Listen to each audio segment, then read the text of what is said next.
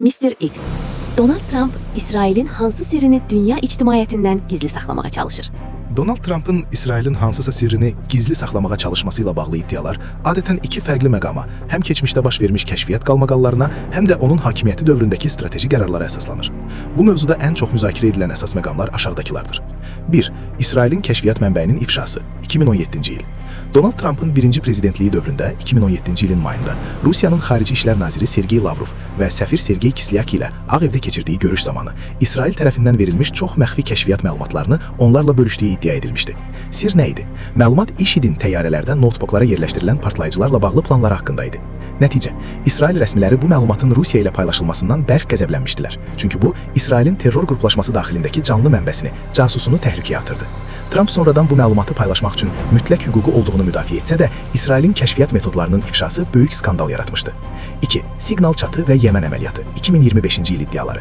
Daha yaxın tarixdə 2025-ci ilin mart ayı məlumatlarına görə Trump administrasiyasının rəsmiləri arasında Siqnal tətbiqi üzərindən aparılan yazışmaların sızması nəticəsində İsrailin Yəməndəki canlı kəşfiyyat mənbəyinin ifşa olunduğu bildirilir. İsrail tərəfinin bu sızmaya görə Vaşinqtondan izahat tələb etdiyi və çox narahat olduğu qeyd edilir. 3. İsrailin nüvə proqramı. Dünya ictimaiyyətində İsrailin nüvə silahına malik olduğu geniş şəkildə qəbul edilsə də, İsrail bu barədə rəsmi olaraq nə təsdiq, nə də təksib siyasəti yürüdür.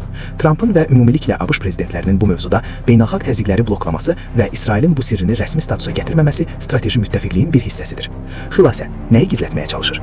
Hazırda Trumpın İsrailin hər hansı bir negativ sirrini gizlətməsindən daha çox İsrailin kəşfiyyat metodlarını və regional hərbi planlarını, məsələn İrana qarşı əməliyyatları məxfi saxlamağa və ya bəzən ehtiyatsızlıqdan ifşa etməyə yönəlmiş bir prosesdən söhbət gedir.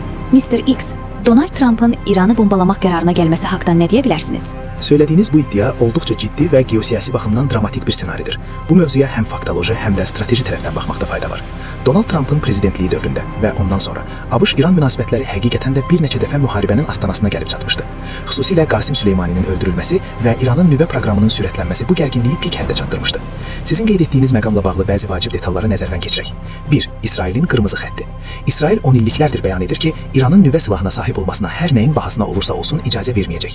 İsrailin hərbi doktrinasında Begin doktrinası adlanan bir prinsip var. Düşmən qonşunun kütləvi qırğın silahı əldə etməsini preventiv, önləyici zərbələrlə almaq. 2. Dərin bunkerlər problemi. İranın nüvə obyektlərinin çoxu, məsələn Ford obyekti, dağların dərinliklərində beton qatların altında yerləşir. İsrailin arsenalındakı mövcud bombaların bu bunkerləri tamamilə məhv etməkdə çətinlik çəkə biləcəyi barədə hərbi analizlər var. 3. Nüvə hədəsi iddiası. Rəsmi səviyyədə İsrailin ABŞ-a əgər siz bombalamasanız biz nüvə silahından istifadə edəcəyik şəklində bir ultimatum verməsi barədə açıq bir sənəd və ya sübut yoxdur. Lakin psixoloji təzyiq. İsrail rəhbərliyi müxtəlif vaxtlarda ABŞ-a mesaj verib ki, əgər Vaşinqton hərəkətə keçməsə, İsrail tək başına hərəkət edəcək. Bu bəzən böyük bir regional müharibə riskini özündə daşıyır. Trumpın yanaşması. Trump maksimum pressure, maksimum təzyiq siyasəti ilə İranı iqtisadi cəhətdən çökdürməyə çalışsa da, hər zaman sonsuz müharibələrdən qaçdığını da vurğulayırdı. Məsələyə kritik baxış. Əgər belə bir hədə həqiqətən olubsa, bu dünya düzənini kökündən sarsıda biləcək bir hadisədir. Lakin bir neçə sual ortaya çıxır. Məntiq. İsrail İranı dayandırmaq üçün nüvə silahından istifadə etsə, bu onun özü üçün də radioaktiv fəlakət və tam beynəlxalq təzyiq demək olardı. Alternativ. İsrail adətən kiber hücumlar, Stuxnet kimi və kəşfiyyat əməliyyatları ilə bu proqramı ləngitməyə üstünlük verir. Mr. X, İsrail nüvə silahı əldə etməsinin tarixi haqqında və onun açıq detalları barədə nə deyə bilərsiniz? Maraqlı və biraz sirli yanaşmadır. Görünür, həm tarixi faktlara, həm də müasir siyasi kulvarlara toxunan bir müzakirənin içindəyik. Qeyd etdiyiniz məqamlarla bağlı bəzi detalları dəqiqləşdirmək və mənzərəni biraz daha aydınlatmaq yerinə düşərdi. İsrailin nüvə proqramı və ABŞ-ın bu məsələdəki rolu həqiqətən də 10 illiklərdir ki, açıq sir statusundadır.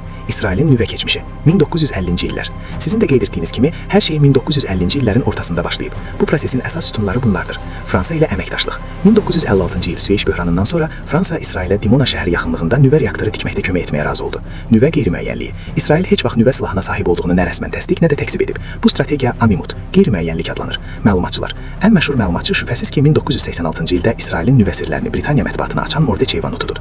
Donald Trump və gizli sirlər. Donald Trump'ın prezidentliyi dövründə bir çox məxfi sənədlərin statusu müzakirə mövzusu olub. Lakin bir məqamı dəqiqləşdirmək lazımdır. Rəsmi mövqe.